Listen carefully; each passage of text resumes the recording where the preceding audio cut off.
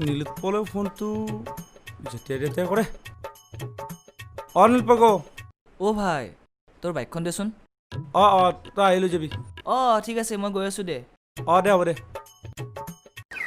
ঐ চম্পক। আহিলি তই? দে গাড়ী চাবি বাদ দে। ৰখ সোনকালে আহিবি কিন্তু। দে হ'ব দে।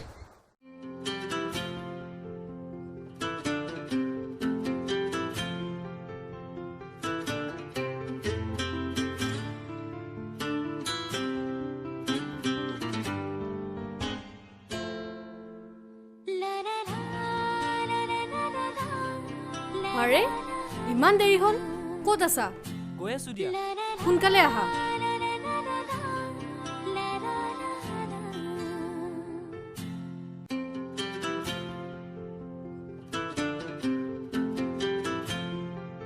ইমান দেৰি?